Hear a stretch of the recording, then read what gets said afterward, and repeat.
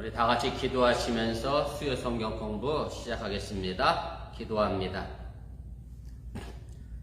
사랑의 하나님, 비가 오는 우중에도 저희들 발걸음을 이 재단에 불러 모아주시고 함께 말씀으로 또 배우게 하시고 나누게 하시니 감사를 드립니다. 우리 사랑하는 어번교회 성도들 각자 위치에서 오늘도 최선을 다하는 믿음의 삶을 살아가게 하여 주시고, 또한 직장에서 자신의 역할을 충실히 잘 감당해 나감으로 말미암아 또 하나님께서 허락하신 만인 제사장직의 역할을 감당하도록 동행하시고 인도하여 주셔서 이제 이 예배를 시작하려고 합니다. 주님께 이 자리에 함께해 주시고 주의 성령 이 자리를 또한 지켜 주시옵소서. 예수님의 이름으로 기도드렸사옵나이다. 아멘.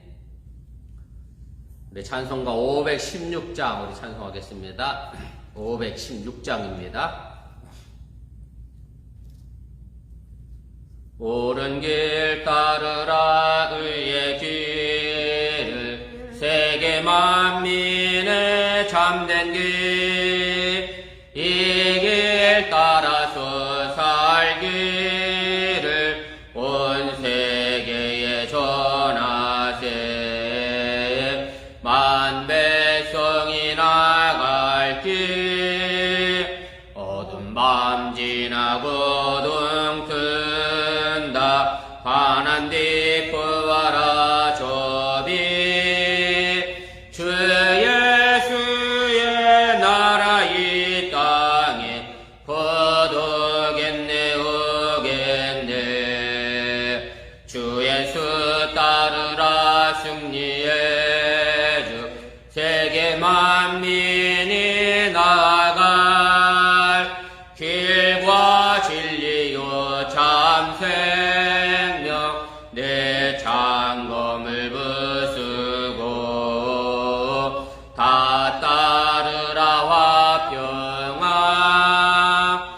어두운 밤 지나고 둥 뜬다. 환한 뒤 부활아 저비, 주 예수의 나라 이 땅에 거두겠네 오겠네. 놀라운 이 소식 알리어라. 세계 만민을 구하려 내 주 예수를 보내시. 참 사랑의 하나님, 만 백성이 따를 길, 어두운 밤 지나고 둥 뜬다. 환한 뒤 부활아 저비, 주 예수의 나라 이 땅에 거두겠네 오겠네. 고난길에 치고 찾아온 길, 많은 백성을 구한 길, 모두 나와서 믿으며 온 세상이 마침내 이 진리에 살겠네. 어두운 밤 지나고 둥 뜬다. 환한 뒤 부활아 저비, 주 예수의 나라 이 땅에 거두겠네 오겠네. 아멘. 우리 찬송 한 장 더 하겠습니다. 510장입니다. 510장 우리 찬송 한 장 더 합니다. 하나님의 진리 등대 길이 빛나니, 우리들도 등대되어 주의 사랑 비추세.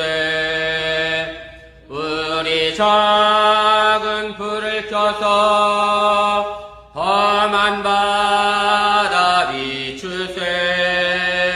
물에 빠져 헤매느니 건져내려 살리세. 죄의 밤은 깊어가고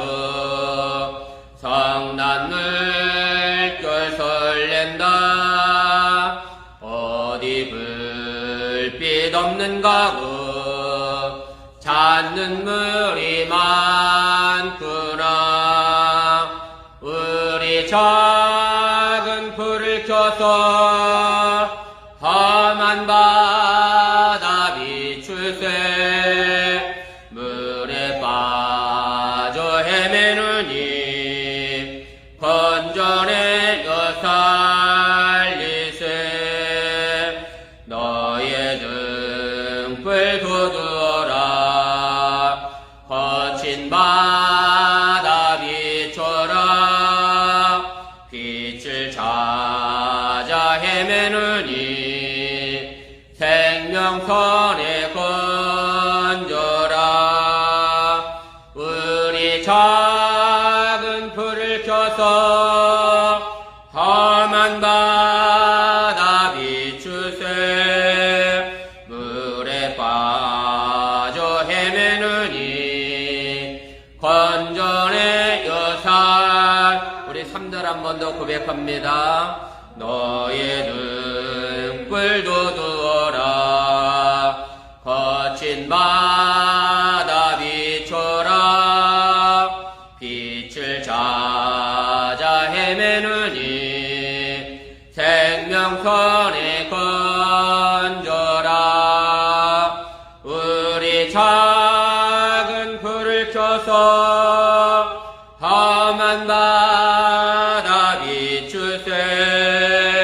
물에 빠져 헤매느니 건져내어 살리세. 아멘. 하나님 말씀 보겠습니다. 신약성경 마가복음 14장입니다.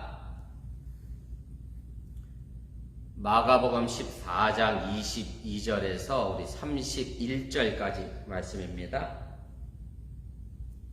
우리 찾으셨으면 한 절씩 교독하시고 우리 31절은 함께 읽도록 그렇게 하겠습니다. 그들이 먹을 때 예수께서 떡을 가지사 축복하시고 떼어 제자들에게 주시며 이르시되 받으라 이것은 내 몸이니라 하시고 또 잔을 가지사 감사기도 하시고 그들에게 주시니 다 이름하시니 이르시되 이것은 많은 사람을 위하여 흘리는 나의 피 곧 언약의 피니라. 진실로 너희에게 이르노니 내가 포도나무에서 난 것을 하나님 나라에서 새 것으로 마시는 날까지 다시 마시지 아니하리라 하시니라. 이에 그들이 찬미하고 감람산으로 가니라. 예수께서 제자들에게 이르시되 너희가 다 나를 따르리라. 이는 기록된 바 내가 먼저 치니 양들이 터지리라 하였습니다. 그러나 내가 살아난 후에 너희보다 먼저 갈릴리로 가리라. 베드로가 여짜오되 다 버릴지라도 나는 후회하지 않겠나이다. 예수께서 이르시되 내가 진실로 내게 이르노니 오늘 이 밤 닭이 2번 울기 전에 내가 3번 나를 부인하리라. 베드로가 힘있게 말하되 내가 주와 함께 죽을지언정 주를 부인하지 않겠나이다 하고 모든 제자도 이와 같이 말하니라. 아멘. 이제 오늘은 제 80가입니다. 우리 최후의 만찬과 더불어서 최후의 만찬이 끝난 다음에 제자들과 예수님이 함께 감람산으로 가셔서 이제 그곳에서 제자들의 배신을 경고하시고 예고하시는 그런 내용으로 이제 구성이 되어 있습니다. 우리 내용분에 한번 보시면 이제 마가복음의 7번째 단락입니다. 마지막 단락이고요. 예수님의 순환과 부활 가운데 오늘 6번째, 그 다음에 7번째 관련된 내용이고, 그래서 우리가 11번까지가 이제 14장이 끝이 나고, 이제 12장에서부터 이제 빌라도의 재판이 이제 시작되면서 본격적으로 예수님께서 이제 순환당하시고 고난당하시는 내용으로 이제 이어지게 됩니다. 네, 내용분에 기어 보도록 하겠습니다. 그래서 오늘 22절부터 26절을 보면 우리가 지키고 있는 지금의 성만찬과 관련된 그런 본문이고요. 바로 이 성만찬에 관련된 본문이 지금 우리 기독교인들이 지켜내는, 또 기독교가 지켜내고 있는 그런 본문임을 여러분들이 이해하시면 되겠습니다. 그래서 오늘 이 성만찬, 그 다음에 주의 만찬과 연결된 본문은 신약성경에서 정확히 이제 4군데 등장합니다. 제일 먼저 등장하는 것이 우리가 이미 고린도전서 시간에 배웠는데 고린도전서에 등장하고요. 그 다음에 복음서 가운데서는 마가복음이 제일 먼저 기록됐다 이야기하고 있으니까 이제 마가복음이고, 그 다음에 마태복음과 그 다음에 누가복음 이렇게 네 곳에 이제 등장하게 됩니다. 그래서 고린도전서 11장에 있는 본문이 사실은 고린도전서가 보통 주후 50년경에 쓰여졌다 그래서 가장 일찍 쓰여진 이제 신약성경 가운데 한 부분이기 때문에 이것이 가장 어떻게 보면 원래적인 본문이 아닌가 그렇게 생각을 하게 되고요. 이 본문의 차이점을 본다라고 하면 대체로 이제 마태복음에 나와 있는 얘기는 마가복음의 내용을 그대로 이제 준수하고 따라가게 되고 다만 이제 마가복음보다 조금 더 예전적인 모습으로 이제 바뀌어 있습니다. 좀 쉽게 예를 들으면 우리가 주님의 가르쳐 주신 기도문을 지금 외우고 있습니다만은 마가복음에도 이 주기도문이 등장하고 그 다음에 마태복음에도 주기도문이 등장하는데 우리가 지금 외우고 있는 주기도문은 어디 걸 따르는 거냐면 마태복음에 있는 걸 따릅니다. 왜냐하면 마가복음은 아주 간략하게 되어 있고요. 마태복음이 더 예전적인 형식으로 이제 쓰여져 있습니다. 아무래도 마가복음을 참조해서 마태복음을 기록하다 보니까 조금 더 완결된 모습이 이제 등장하게 되는데 그런 취지에서 아마 이 성만찬에 관련된 이야기도 그런 것 같고요. 그 다음에 누가복음과 고린도전서에는 우리가 이 예식을 이제 기념하여 행하라라고 하는 이제 명령이 이제 첨가되어 있어서 사실은 그래서 우리가 주의 만찬, 그 다음에 우리가 성만찬식을 행하는 얘기는 주님의 고난과 그 다음에 십자가와 그 부활을 우리가 기념하는 것에 초점이 맞춰져 있음을 여러분들이 기억하시기를 바랍니다. 그래서 우리 개신교회, 특별히 우리 기독교 대학 감리회, 우리 감리교회는 이 존 웨슬리 목사님 바로 이 기념하라고 하는 단에 초점을 맞춰서 성만찬을 가지고 기념설이다라는 말씀으로 제가 이미 한번 드렸고요. 그 다음에 우리가 전통적으로 우리 카톨릭에서는 이걸 이제 화채설로 이야기하죠.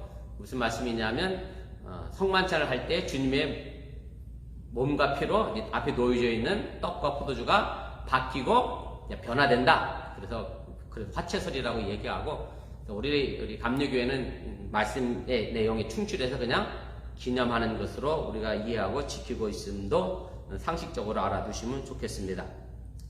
4번입니다. 그래서 마가복음의 성만찬의 본문은 결국은 뭐와 연결되어져 있느냐면 이제 순환의 본문과 연결이 되어졌고요.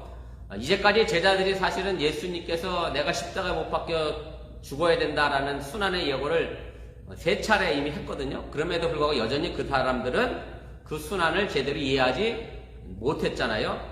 네, 제자들이 어쨌든 그 순환을 제대로 이해하지 못했다 할지라도 오늘 이 성만찬을 통해서 예수님의 순환에 함께 참여하게 되고 그리고 복음서를 읽어가는 지금의 우리 독자들도 교회 공동체가 지켜오고 있는 이제 성만찬에 참여함으로 해서 주님의 순환과 고난에 함께 동참하게 됐다고 하는 사실을 여러분들이 깨달으시길 바랍니다.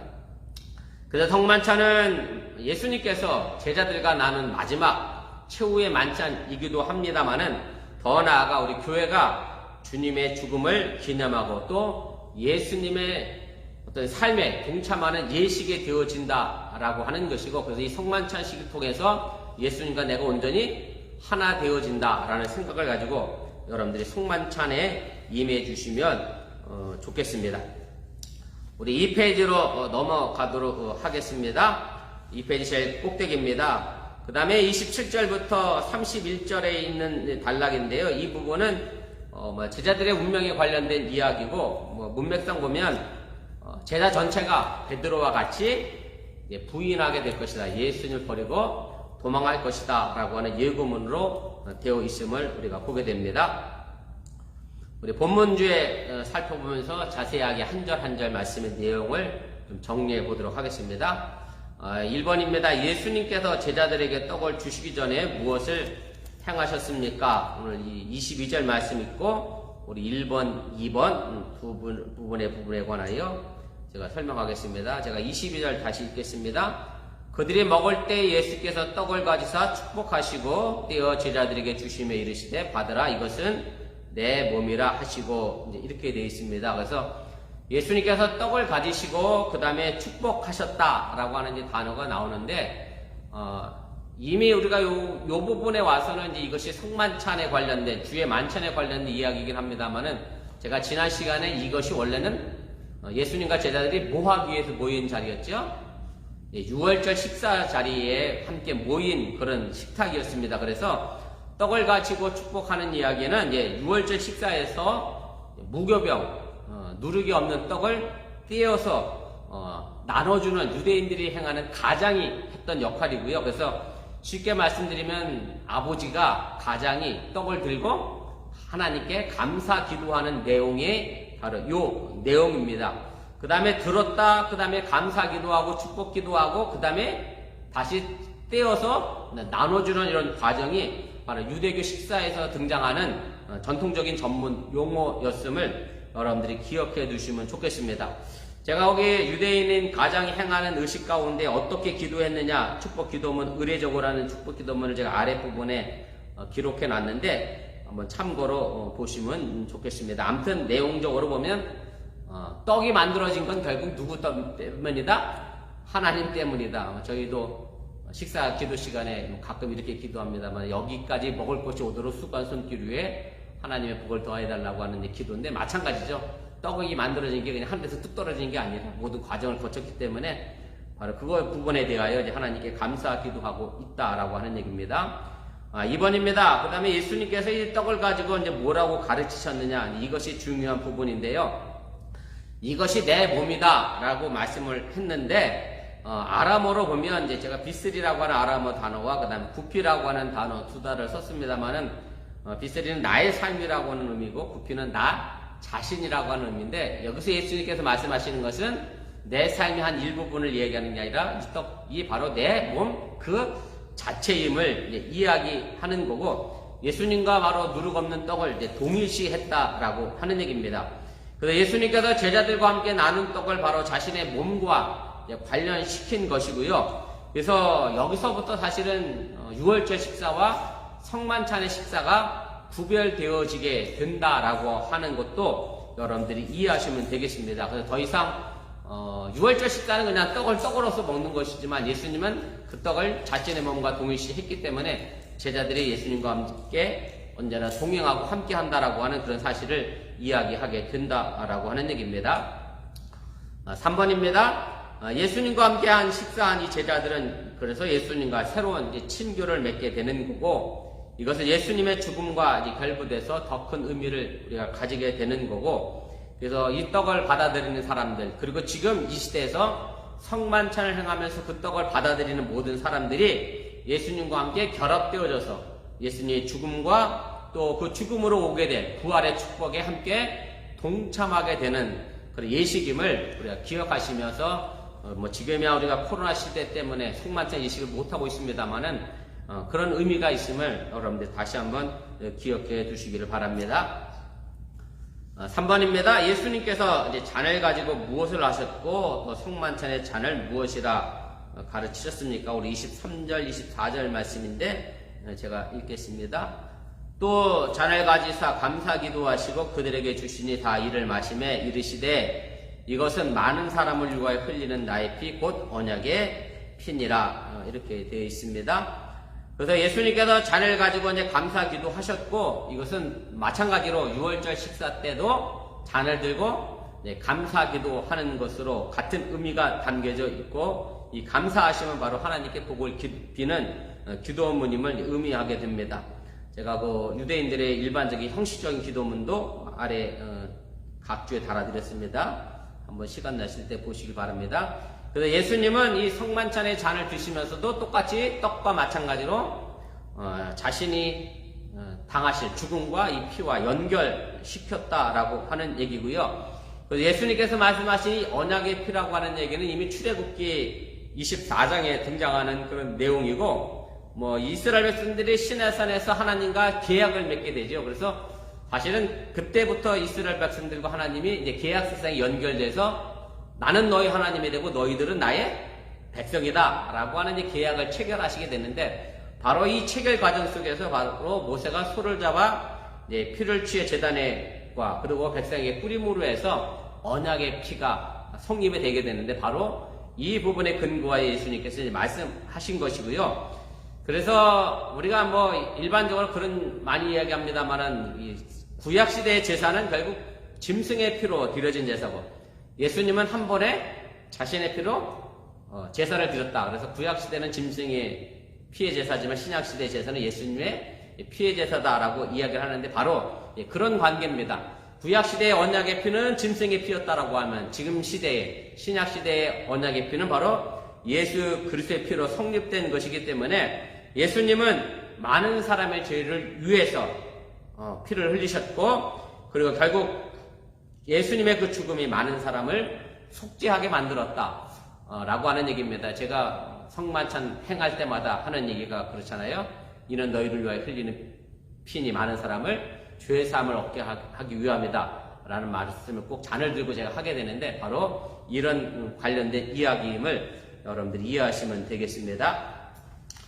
우리 3페이지 제 꼭대기로 올라가겠습니다. 우리 5번입니다. 그래서 이제 성서적 관점에서 보면 피라고 하는 것은 생명과 연결되어져 있지요. 그래서 구약시대 때 늘 나와 있는 말씀 가운데 우리가 고기는 먹되 꼭 뭐는 빼고 먹으라고 되어 있느냐면 피째 먹지 말라. 왜냐하면 구약시대 그 레위기에 보면 내가 그 피를 다시 도로 찾을 것이다. 그래서 그런 의미 속에서 피를 찾는다라고 얘기는 생명을 찾는다라고 하는 얘기고, 그래서 피는 결국 생명과 연결되어져 있고, 그렇기 때문에 그 피가 예수님의 포도주 잔을 함께 우리가 마시는 것은 예수님의 생명에 함께 동참하고 예수님의 죽음과 함께 동참한다라고 하는 그런 관계 속에 있음을 여러분들이 이해하시면 되겠습니다. 그래서 우리가 떡과 잔이라고 하는 것은 결국 따로따로 얘기했습니다만은 예수님의 몸과 그 다음에 그 생명을 우리가 함께 받아들이는 것이고, 그것을 통해서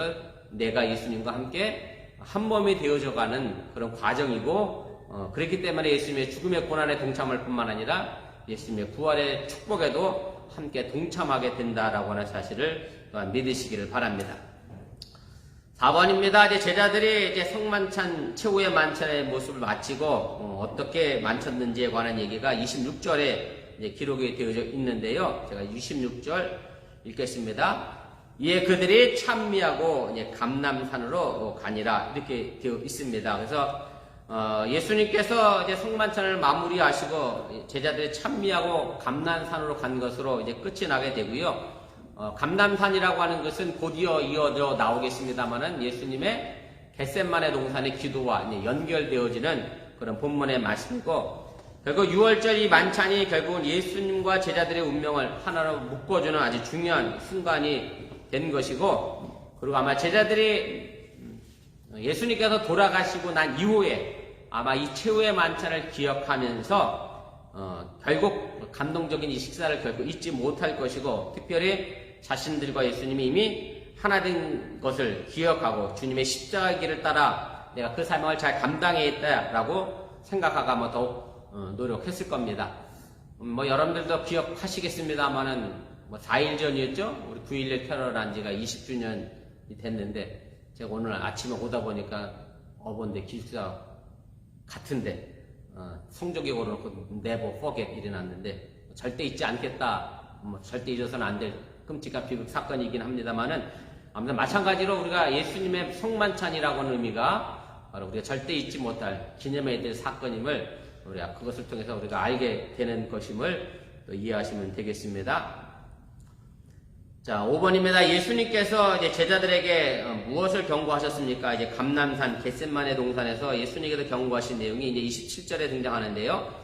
예수께서 제자들에게 이르시되 너희가 다 나를 버리리라. 이는 기록된 바 내가 목자를 치리니 양들이 흩어지리라 하였습니다. 예수님께서 이제 제자들이 다 자신을 배신하고 버릴 것을 이제 경고하셨고요. 이 버린다라고 하는 단어가 제가 헬러 단어를 거기다 기록했습니다만은 원래적인 의미가 버린다라는 말의 의미가 아니라 너희들이 걸려서 넘어지게 될 것이다 라고 하는 말의 의미입니다. 그래서 걸려서 넘어진다라고 하는 말의 의미는 뭐냐면 주님을 따르는 일에 세상이 그 어떤 것이 걸려서 결국 주님을 따르는 일에 넘어지게 된다라고 하는 얘기고, 그래서 이것을 가지고 그냥 짧게 줄여 얘기하면 배신했다라는 말로 우리가 설명하면 될 거고, 배신은 그냥 믿음을 저버린 거니까 이건 예수님을 저버린 거라, 기독교를 저버린 거라 교자가 들어가서 이제 배교행위다라는 말로도 우리가 설명이 되게 됩니다. 그래서 어떤 사람이 이제 미혹해서 죄를 짓는다는 말이 아니라 제자들이 예수님의 고난과 죽음을 통해서 그들에게 다가오는 어떤 고난과 시련을 견뎌내지 못하고 그것을 떠나게 된다라고 하는 얘기고요. 사실 이것은 뭐 제자들만의 문제가 아니라 지금 이 시대에서 우리가 신앙생활하는 과정 속에도 여전히 우리에게 다가오는 그런 문제들이고, 말 그대로 예수 믿고 복 받으세요 라는 그 말처럼 복만 가득하면 좋겠는데 복 받는 과정까지 걸어가는 신앙의 삶의 길이 결코 또한 평탄하지 않기 때문에 그것을 끝까지 견뎌내기가 힘들고 어려운 부분이 있다라고 하는 얘기입니다. 제가 설교 시간에 뭐 가끔 하는 얘기 가운데 하나가 이제 그런 얘기예요.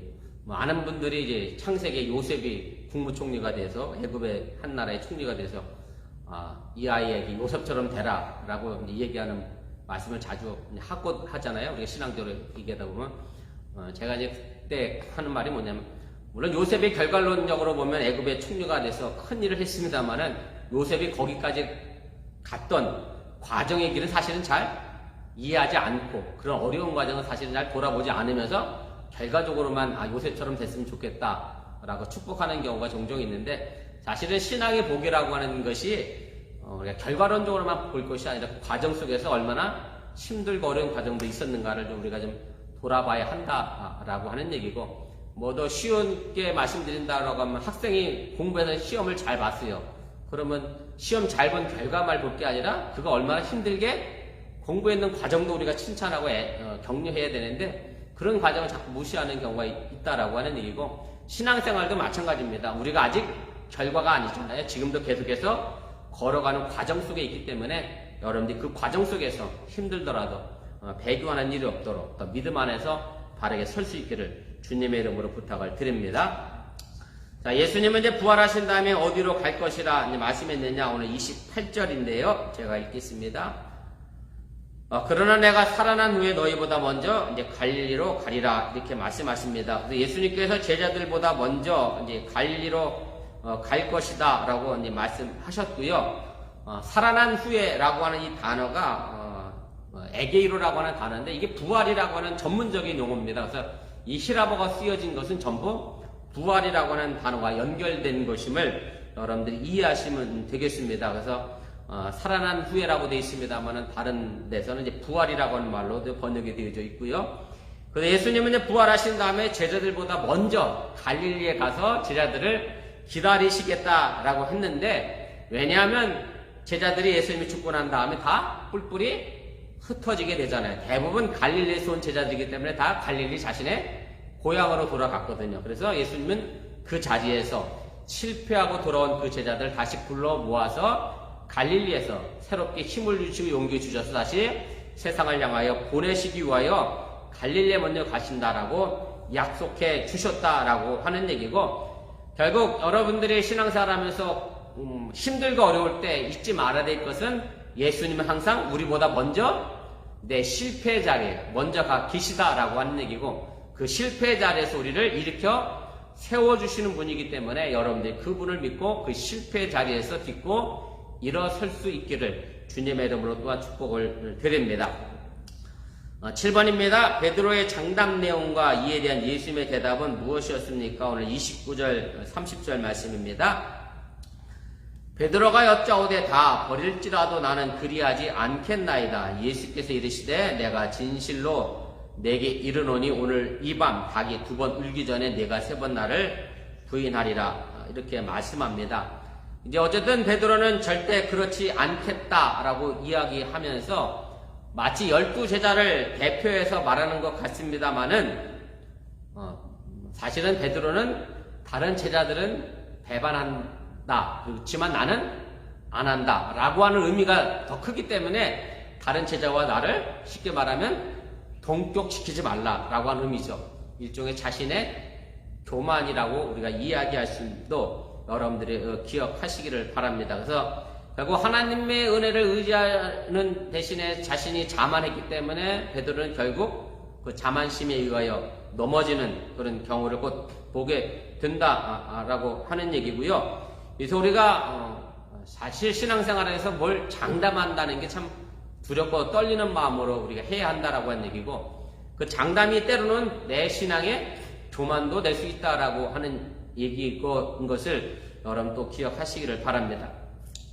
이번입니다. 그래서 베드로의 장담에 대한 예수님의 대답이 예수님이 그가 버린 시간과 횟수까지 분명하게 예언하시게 되는데 오늘 이 밤은 유대교의 날짜 계산을 따른 것이고요. 그 다음에 또 나오죠. 오늘 이 밤과 닭이 2번 울기 전 이렇게 되어 있는데 마가복음이 즐겨 사용하는 항상 이중적인 시간적 표현이고 닭이 2번 울기 전은 해돋이를 나타내는 말인데 그걸 제가 로마 시간 구변 가운데 삼경을 가리킨다라고 했고요. 제가 그 하단에 각주 부분에 제가 달아드렸습니다. 그래서 오후 6시부터 10시까지가 1경이고 10시부터 새벽 2시까지가 2경이고 새벽 2시부터 6시까지가 3경이고 바로 이 시간대에 베드로가 예수님을 부인할 것임을 말씀하셨습니다.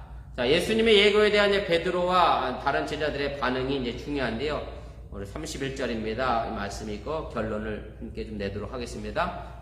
베드로가 힘있게 말하되 내가 주와 함께 죽을지언정 주를 부인하지 않겠나이다 하고 모든 제자도 이와 같이 말하니라. 그래서 베드로가 다시 한번 난 그렇지 않습니다. 힘있게 강조하면서 맹세 형식으로 자신은 죽을지언정 예수님과 함께 내가 죽으면 죽었지 절대 예수님은 부인하지 않겠습니다 라고 했더니 이제 제자들도 다 같이 거기에 동의했다라고 되어 있습니다. 그래서 주를 부인하지 않겠다라고 하는 것에 이제 이중 부정인 헬러 단어가 쓰였는데 우메라는 단어인데 어쨌든 자기가 강하게 이 부분에 대해서 이제 이야기하고 있음을 이야기하고 강하게 이야기했지만 결국 베드로와 제자들은 이 부분에서 실패하고 말았다고 하는 사실을 여러분들 다시 한번 기억해 두시면 좋겠습니다. 사실 이 베드로를 비롯해서 모든 제자들이 절대 내가 그렇지 않겠습니다. 그리고 베드로는 다른 제자는 뭐 다 그럴지라도 저는 그렇지 않겠습니다. 라고 하는 이 말의 의미가 참 부질없다라고 하는 얘기고요. 예수님의 죽음 앞에서 여전히 제자들은 자신만을 생각했죠. 신앙의 공동체인 전체적인 제자를 생각하지 않았다라고 하는 얘기고 제가 지난 시간에 얘기했습니다만 6월절 식사 자리에 마지막에서 나를 팔 자가 있다라고 했더니 전부 뭐라고 얘기했습니까? 나는 아니지요? 거기서도 나만 아니면 된다라는 식인데 베드로도 사실 여기서 다른 제자는 그래도 저는 아닙니다라고 하면서 나만 아닙니다라고 얘기하는 것도 문제라고 하는 얘기입니다. 그래서 사실은 제자들이 여기서 누가 더 예수님을 뭐 배반할 거냐 배반하지 않을 거냐 관심 가질 게 아니라 다른 제자들이 배반하지 않도록 서로 공동체 의식을 가지고 연대 의식을 가지고 하나 되어줬어야 하는데 이제 그렇지 못했다라고 하는 얘기고요. 저 사람과 나는 신앙적으로 뭔가 차원이 다른 사람입니다 라고 하는 일정의 신앙의 교만을 우리가 가지고 있었다라고 하는 것을 우리가 좀 기억해야 할 거고 우리가 교회 안에서도 마찬가지입니다. 이런 신앙의 교만은 결국 우리를 넘어뜨리게 할 수밖에 없다라고 하는 사실 또한 기억하시고 제가 설교 시간에 한번 그런 말씀을 드렸는데 이게 실제적인 그런 이론의 이야기인데요. 죽으면 뭐 그런 통 없습니다만 예전에 포도주를 담았던 럼통이라고 하나요? 럼주를 담았던 통이 통나무 여러 개를 묶어서 하나가 됐잖아요. 그런데 다른 게 아무리 길어도 통나무 하나가 낮으면 포도주를 어디까지 담을 수밖에 없느냐면 낮은 선에까지 담을 수밖에 없어요. 왜냐면 글로 흘러 넘치기 때문에 그렇습니다. 그래서 사실은 같이 다 높아져야 한다라고 하는 얘기고 우리가 교회 안에서 신앙생활도 마찬가지입니다. 나 혼자 신앙생활 내가 이렇게 잘해. 나 혼자 교회 안에서 이렇게 봉사 잘해. 이게 중요한 게 아니라 다 같이 독려하면서 같이 가야 움직이는 것이 더 중요한 신앙의 공동체의 모습인 것을 기억하시고 우리 어번교회는 앞서가시는 분이 뒤처진 분들을 좀 같이 끌어안고 공감하면서 데려가는 그런 교회가 될 수 있기를 바라고 또 만약 내가 뒤처졌다라고 생각된다고 하면 먼저 앞서가신 성도들을 바라보면서 내가 그것을 또 본받고 따라가려고 애쓰는 모습이 있어져야 그것이 아름다운 교회의 모습으로 함께 성장해 가게 되는 거지. 너는 너대로 가고 나는 나대로 가면 무슨 공동체라 말할 수 없음 다시 한번 기억하시고 우리 어번교회가 그렇게 신앙의 연대성과 공동체성을 가질 수 있기를 주님의 이름으로 간절히 부탁을 드리고 또 축복을 드립니다. 우리 기도하겠습니다. 우리 말씀을 생각하며 우리 1분여 정도 합심해서 함께 기도하겠습니다. 예수님의 최후의 만찬을 다시 한번 좀 생각해 보시면서 우리가 지금 코로나 때문에 한 달에 한 번 하던 성만찬 예식을 하지 못하고 있습니다만은 성만찬 예식에 참여하는 그 의미가 무엇인지 주님의 고난과 또 부활의 축복에 참여하는 그 의미가 무엇인지를 다시 한번 좀 되새겨 보시기를 바랍니다. 그리고 오늘 베드로가 다른 제자는 다 그래도 저는 절대 그러지 않겠습니다 라고 하는 것이 신앙의 교만이었음 또한 우리가 기억하고 우리 어번교회가 함께 나가는 공동체의 모습으로서 신앙의 성장을 꿈꿔 나가는 그런 교회 될 수 있도록 위해서 기도해 주시고 또 코로나 확진으로 집에서 자가격리 중에 있는 우리 성도들을 위해서 기도해 주시고 이런 어려운 가운데 영주권 진행 중에 있는 성도들이 있고요. 또 이사하기 위해 교육 중에 있는 성도들도 있고 한국에 나가신 분들도 있고 또 육체적으로 어려운 가정도 있고 또 대학 진학을 위해서 공부하고 기도하는 자녀들도 있고 여러분들이 기억나시는 대로 서로 위해서 함께 기도하는 귀한 시간 되시기를 바랍니다. 제가 마무리 기도로 주기도문으로 오늘 수요 성경 공부 마무리하도록 그렇게 하겠습니다. 사랑의 하나님 고맙습니다. 오늘 이 아침에 제대 발걸음을 인도하시고 함께 말씀을 나누고 은혜를 또한 나누게 하시니 진심으로 감사를 드립니다. 오늘 시간에 부족한 중에 잘못 저들에게 전한 것이 있다고 하면 그들의 마음과 생각 속에서 사라지게 도와주시고 하나님의 크신 은혜 음성이 저들의 삶을 지켜내고 지배하는 믿음의 삶의 길들이 되도록 인도하시고 함께하여 주시옵소서. 오늘 이 최후의 만찬 6월절 식사에서 이제 변하여 우리에게 다가온 이 성만찬 예식의 의미가 무엇인지 다시 한번 기억하게 도와주시고 우리가 이 땅에서 신앙생활하면서 바로 예수님의 순환과 고난에 함께 동참하며 더 나아가 주님의 십자가의 고난을 기억하며 더 나아가 부활의 축복에도 함께 참여하는 믿음의 신앙의 삶이 되도록 인도하시고 함께하여 주시옵소서. 단순히 그저 한 달에 한 번 하는 예식으로 끝나지 않게 도와주시고 이 예식을 통하여 내가 다시 한번 다짐하고 예수의 죽으심과 아버지 고난을 기념하며 기억하면서 내 신앙의 성숙과 성장을 기여할 수 있는 귀한 시간으로 삼을 수 있도록 인도해 주시기를 주 아버지 하나님의 간절히 기도하고 원합니다. 오늘 베드로가 다른 제자는 다 버릴지라도 저는 절대로 그렇지 않겠습니다라고 장담하고 하나님 자신의 신앙의 교만을 보여줬지만 그러나 허무하게도 자신의 장담이 무너져 내렸음을 우리가 보게 됩니다. 우리 어번께 믿음의 신앙의 공동체 안에서 서로 하나님 우리 믿음 안에서 서로가 서로를 끌어안을 수 있는 그런 귀한 공동체가 되어지게 도와주시기 원하며 행여 아버지 신앙의 교만을 혼자 앞서가는 자들 되지 않게 도와주시고 나는 저 사람들과 다른 신앙을 가졌다라고 자만하거나 또한 교만하지 않게 도와주시기 원하며 앞서가 있는 신앙인들은 아버지 뒤쳐져 있는 성도들을 함께 격려하고 아버지 이끌어갈 수 있도록 인도하여 주시고 또 아버지 뒤쳐져 있는 믿음의 성도들은 앞서가는 성도들을 바라보면서 본받고 따라가는 그래서 우리 신앙의 어번의 공동체가 함께 성숙하며 성장해 나갈 수 있도록 역사하시고 함께하여 주시면서 코로나 팬데믹 상황이 여전히 우리를 괴롭히고 힘들게 하고 있는 가운데서 출퇴하고 하고 있는 사랑하는 믿음의 성도들을 기억하여 주시고 무엇보다 믿음의 가정들을 지켜주시길 원하며 하나님 직장생활 속에서 어려운 일 만나지 않게 도와주시길 원하고 행위 아버지 저의 가정이 재정적인 문제나 물질적인 문제 때문에 궁핍하지 않도록 주여 눈동자까지 지키시고 보호하여 주시면서 이제 아버지 하나님 저희들이 어번교회 또 많은 여자 성도분들이 집에 계시지 않고 짧은 시간이나마 나가서 일하는 분들이 많이 계십니다. 하나님 저들의 손길도 인도하여 주시고 또 직장에 나가 일하면서 또 가정에 돌아와서 다시 가정주부로서 집안 삶을 이끌어가는 모든 가정 속에 피곤하거나 지치지 않도록 도와주시려 하며 사랑하는 믿음의 여자분들의 손동들의 손길이 닿는 곳마다 풍성해지며 아름다운 열매만이 나타나는 귀한 손길 되도록 인도하시고 함께하여 주시옵소서. 이런 어려운 상황 속에서 이제 영주권 문제를 위해 기도하는 가정도 있사오니 하나님 가정마다 지키시고 붙들어 주시고 미국에서 체류하며 또한 어번교회도 함께 신앙생활하는 그 가정 속에 어려움 나지 않도록 도와주시려 원하며 이제 코로나로 확진되어져서 지금 자가격리하며 건강의 아버지 상태를 회복해 나가는 가정 속에도 하나님의 돌보시고 인도하시며 함께하여 주셔서 우리가 다시금 기쁨으로 이 교회에서 함께 만나 예비하고 아버지 하며 찬송할 수 있도록 동행하시고 함께하여 주시옵소서. 이제 아버지의 백신을 맞지 못하고 학교에 가고 있는 자라나가는 자녀들도 기억하여 주시기를 원하며 이제 학교에서 점심 식사하며 마스크를 빼야 하는 상황이 있습니다. 그런 가정 속에 아버지 전염되지 않도록 주님께서 정말로 눈동자까지 지키시고 보호하여 주셔서 사랑하는 믿음의 자녀들이 모두 건강하게 도와주시기를 원하며 하루속히 아버지 또한 먹는 치료제도 개발되어져서 이제 우리 백신으로 인하여 또한 치료제로 인하여 코로나로 인하여 우리가 더 이상 하나님 아버지 우리들의 삶이 위축되지 않도록 아버지 도우시고 인도하여 주시옵소서. 한국에 나가 있는 가정도 지켜주시고 평안하게 도와주시고 이제 자녀들의 대학 진로의 문제를 위해 기도하는 가정도 있고 또 사랑하는 자녀들이 학업과 아버지 건강을 위해 기도하는 아버지 가정들도 있사오니 이 모든 가정 속에 주님께 남력한 손을 일어나가 사랑하는 믿음의 자녀들이 어느 곳에 있든지 간에 사람들과 하나님 앞에 존귀 여김 받는 귀한 믿음의 자녀들을 인도하시고 함께하여 주시면서 건강의 문제 때문에 기도하는 가정이 있습니까? 강건함으로 세워주시고 붙들어 주시고 저들의 삶이 건강의 문제가 행해 저들의 삶의 질을 떨어지지 않도록 하나님여 지키시고 또한 보호하시고 인도하여 주시옵소서.